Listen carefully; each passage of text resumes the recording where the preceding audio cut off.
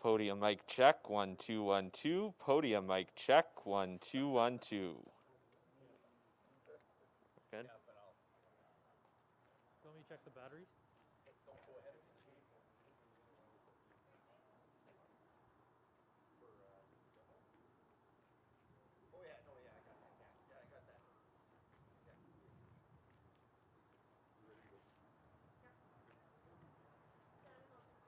Pardon me? Go now? Yeah. You're gonna give me the go ahead? You're good.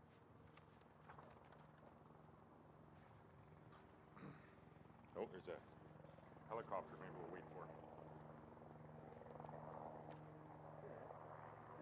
Wouldn't want to not hear Alex's questions.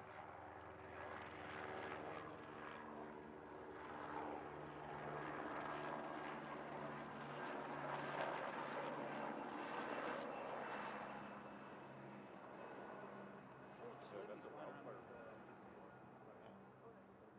But I heard pilots say it's pretty warmer once you get to 2,000 feet. I'll call them. Colder. Yeah, colder. That's terrible. That's terrible.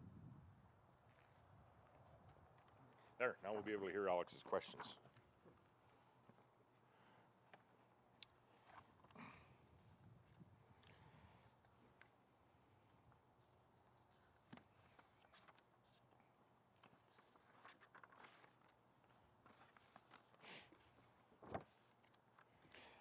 Well, good morning, everyone, and I would just say I'm very pleased to be here this morning, to be here at the Saskatoon Autism Behavior Analysis Treatment Center for a very exciting announcement for the people of this province of Saskatchewan. We are joined today by our candidate for Rosetown Elrose, Mr. Jim Ryder.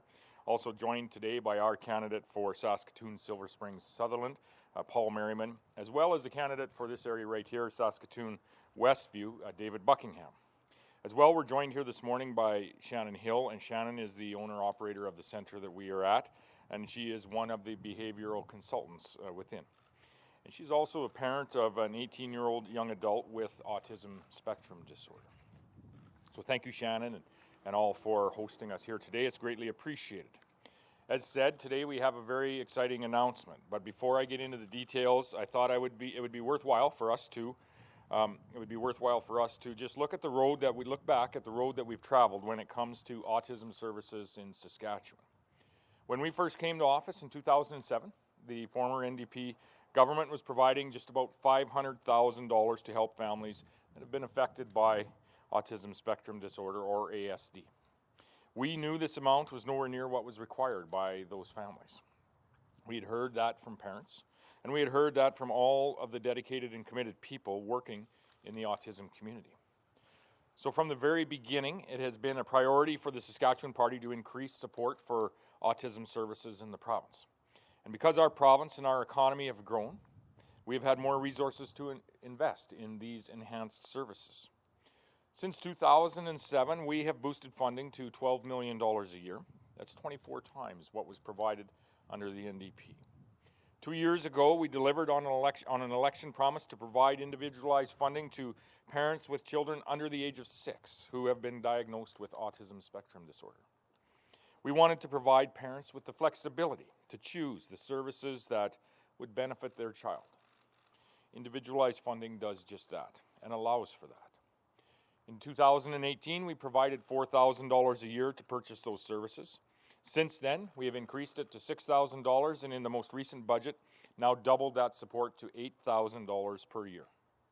So that's a look back at what has been accomplished so far here in Saskatchewan.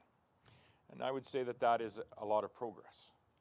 But we've been listening to families and advocates in the community who have told us that we need to continue to do more. We need to broaden our support. So today I'm pleased to announce that a re-elected Saskatchewan Party government will expand eligibility for individualized funding for autism services. Beginning in 2021, children under the age of 12 who have been medically diagnosed with autism spectrum disorder will now be eligible for individualized funding of $6,000 per year. Parents will be able to choose from a range of therapeutic interventions and supports that may benefit their child. And we plan to consult with parents and stakeholders to determine whether the list of eligible services should be expanded to include other supports that may be available in our communities as well. Right now, about 500 children with ASD are receiving individualized funding. We estimate that with these expansions, the number of children eligible will triple. So when it's up and running, we expect a total of 1,500 children in Saskatchewan will receive individualized funding for autism services, and the cost will be about $6 million per year. Ladies and gentlemen, this expansion is just the next step in enhancement of autism services here in Saskatchewan. We want to work with parents. We want to work with our stakeholders, our healthcare providers, everyone who has an interest in ensuring that children with ASD receive the support that they need. That's why a strong economy is so very important. Not for its own sake to say we have a strong economy, but for the quality of life that it enables us to create for the people of Saskatchewan. And today is just one example of that. It's why we will continue our efforts to build a strong economy and to build a strong Saskatchewan, so that we have the resources to continue to invest in autism services and many other programs and services in the years ahead. A strong economy, strong families, a strong community will enable a better life for everyone in our province. That's our plan for a stronger Saskatchewan. So thank you very much. I'll be going to take any questions that may arise. Your 2016 election platform contemplated funding for children under 6 of between $15,000 and $18,000. That didn't include a timeline, but I'm curious if that's still the goal, and if so, at what point you expect to achieve that. Well, I'd said within the statements that I had that this is yet another step towards ensuring that we are providing the services for families with children that do have autism spectrum or have autism spectrum disorder. This is yet another step to expand that. We started with $4,000 and increased that to $6,000 for children under the age of 6. Most recent budget up to $8,000. Now moving to children under 12 with $6,000. So that's the commitment that we have here today.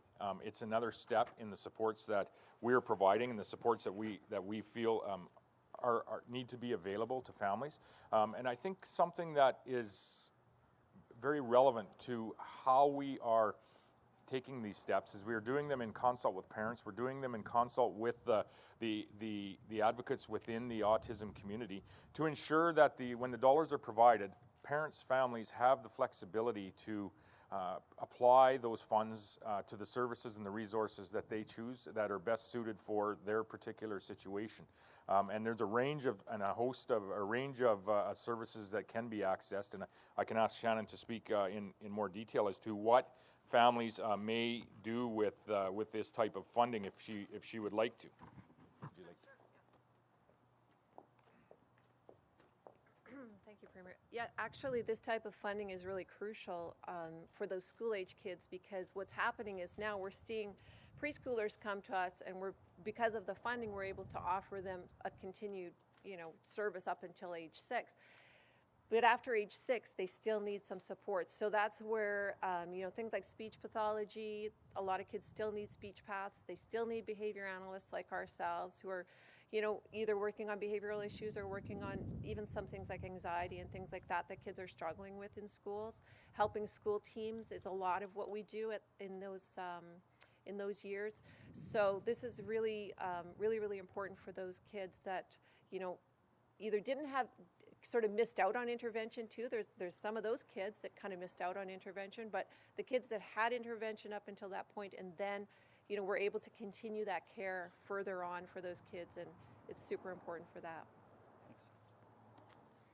So to answer your question, Alex, this is a step in the process, and we'll continue to work with families, continue to work with the community, and if there are additional supports that may be required down the way, we most certainly will consider those at that point in time.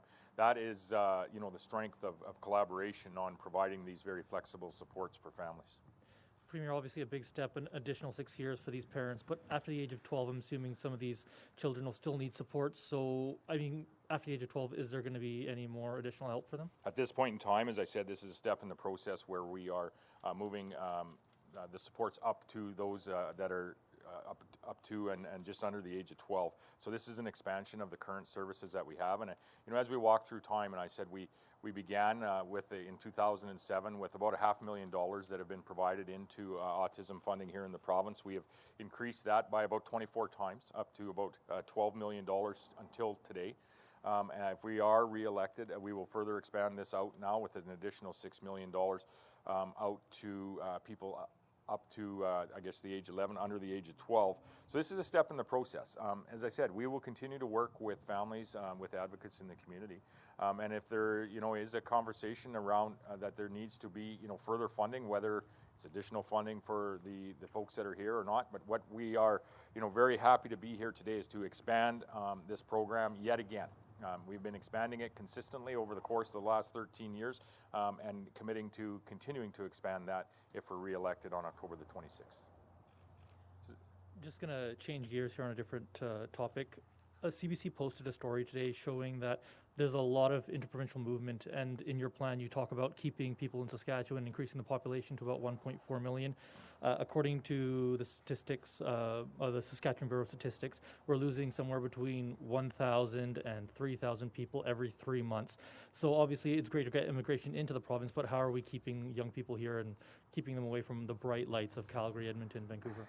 Right, and we have very bright lights in Saskatoon, Regina, as well as many communities across rural Saskatchewan. Listen, we have a very good track record in Saskatchewan over the course of the last decade when it comes to growth, when it comes to opportunity. And I always say that the recipe for success here in the province is not that complicated. We attract investment. That investment ultimately adds value to the products that we export around the world. And ultimately, careers are created in our communities. That has helped us attract people from all over the world to make their home right here in Saskatchewan. In fact, people have immigrated to Saskatchewan over the course of the last 13 years from over 190 countries. This is an immigration record that we are very proud of in the province. We have one of the strongest immigration programs in the nation. In saying that, we need to continue to make decisions, and you're seeing that throughout this campaign, to ensure that we are creating the environment for a post-COVID recovery. We are going through a global pandemic right now, so we are seeing a blip in some of our population numbers. We saw a big blip in some of our employment numbers over the course of the last 6 months, and I think it's important for us to once again thank the people of Saskatchewan for what they have done when it comes to how they have adhered to the public health advice and ensured that our COVID infection rates are quite low here in the province. That's allowed us to shut down less of our economy than any other province in the nation. It's allowed us to reopen our economy as quickly as anywhere else in the nation. And it puts us in and those numbers are facts, not opinions. It puts us in the position where we have the lowest unemployment rate in the nation right now. We have not quite, but most of the people that weren't able to go to work during the pandemic in Saskatchewan have been able to return to work. And this puts us in a very good spot to recover economically post-COVID. I've said this many times before. This is the ballot question in this October on October the 26th when we have a provincial election, is who do you trust to recover the economy here in Saskatchewan? We have a good record on growth of our economy, a good record on the growth of our population. We need to continue making decisions here in this province that allow us to continue with that record post-COVID, understanding that over the last 6 or 7 months, things have been very different in our province, and that includes some of the out-migration, some of the immigration numbers, some of the population statistics that we have here in the province. Sorry, you said there, who do you trust to go through this COVID process? But since your time being leader, there has been that outgoing of people to different provinces. So I guess, are there any goodies for people to prevent them from moving to different provinces? Well, I would start with the graduate retention program. A couple of days ago, we were in Moose Jaw with Tina Beaudry-Miller, Greg Lawrence, and Tim McLeod, our candidates in Moose Jaw, and Tina has been serving as our Minister of Advanced Education, where we announced a 50% increase to the Saskatchewan Advantage Savings Grant. With that, we have the graduate retention program, which is a $20,000 tax incentive for people to stay and work in a community right in Saskatchewan. We need to continue to look at programs just like that attract and entice people not only to move here to work in one of the industries that we have, but you're exactly right, to ensure that our next generation, our children, our Saskatchewan next generation's workforce is staying here in this province. And We have improved on that greatly over the course of the last decade, but I would say there's more work for us to do on focusing on ensuring that we are keeping that next generation to build and prosper in the communities right across Saskatchewan. It's exactly correct. Anybody else want to jump in, or? Yeah, go ahead. Oh, okay. Good morning, Premier. Hello. There are some who are asking for, or calling for, improved access to abortion services in Saskatchewan. How do you feel about the level of services right now, and do you plan to increase it as some are asking? Oh, we provide the services here in the province now. We have no plans immediately that we're discussing during this, and I'll ask Jim Ryder to maybe comment on this in a little more detail. But no plans right now to drastically increase access for abortions here in the province. There is access now in our major centers and in our major hospital centers here in the province. But Jim, do you have anything else to add, and more specific with respect to access to abortions? Thanks, Premier. As the Premier indicated, abortion services are available in Saskatchewan. It's a requirement under the Canada Health Act. That's the situation today. I haven't had any specific issues brought to my attention. If there is, certainly we'll look at them, but services are available. Sure, thank you.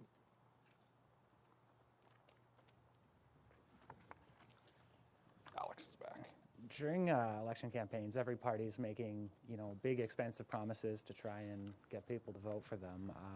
Given the uncertainty in the global economy that the pandemic has caused, coupled with the spending commitments that you're making and expected to continue making, how realistic is your plan to balance the budget?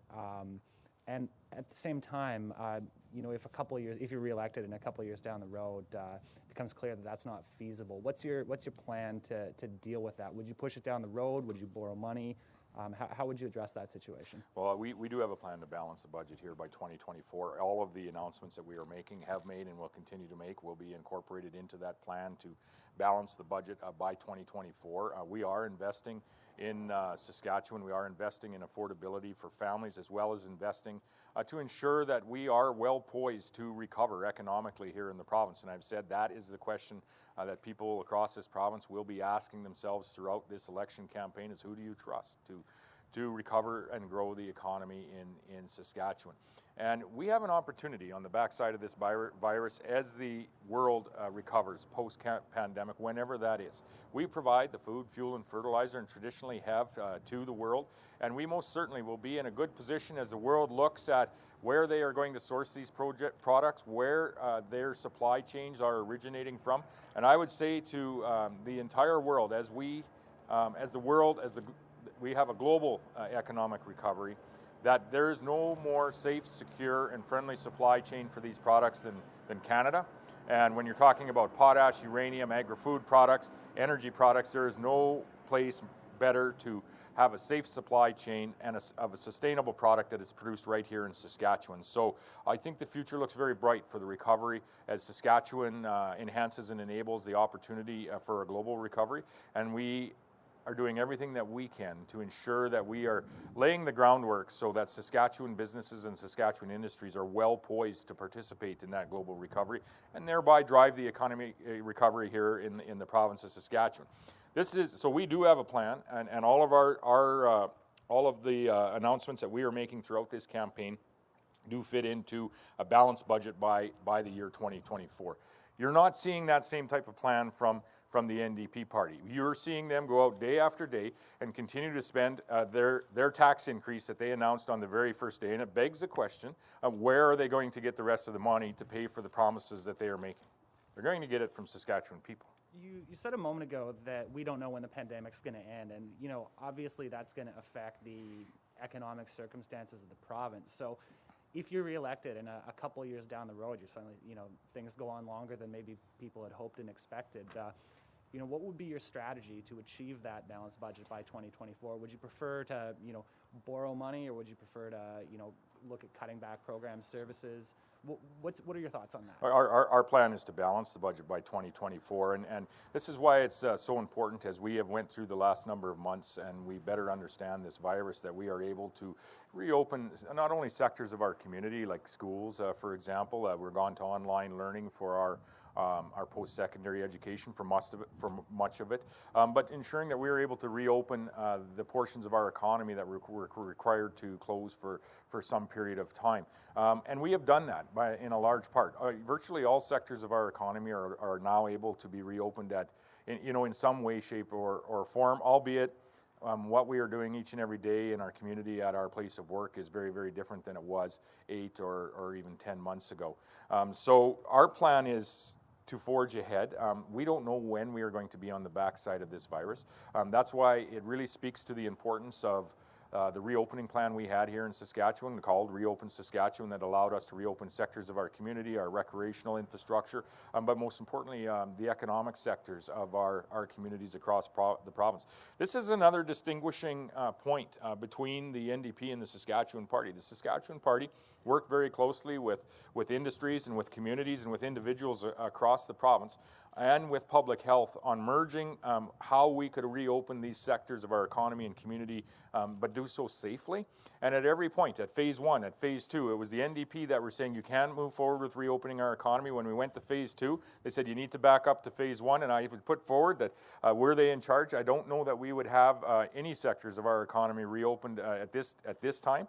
And here in this province, and we see what is happening with our rates. They are steady across the province, and I think that we have proven that because of the respect and the adherence to the public health recommendations that are in place by the people as individuals, we are having some collective success, and that is allowing us in this province to continue to have our economy reopened, continue for us to not be impacted economically, and we understand there is some impacts, but not be economically impacted to the degree that we are seeing in other provinces across the nation. One more. Yes.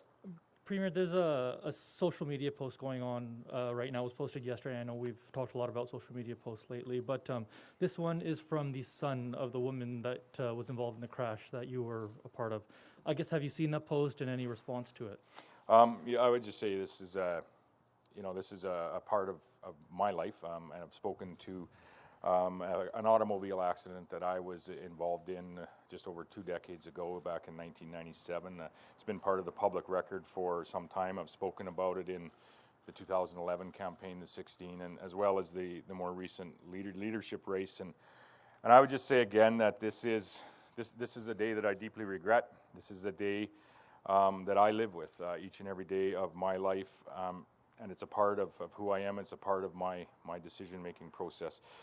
But I've also understood and respect that there's another family that experienced far more loss than I did on that day. And I've always been aware of that and very respectful of that. I am aware that there's a social media post yesterday by a family member, and it indicates that he is only now learning that it was myself in that automobile accident. And I would offer my deepest apologies to the family. And I will be doing that when I have the opportunity directly. I have no explanation as to why the family members were not aware that it was myself that was involved in this automobile accident. But as I say, I do offer my deepest apologies, and I know words just are not. Words are just not able. I'm just not able to express in words how truly sorry I am. Thank you, everyone.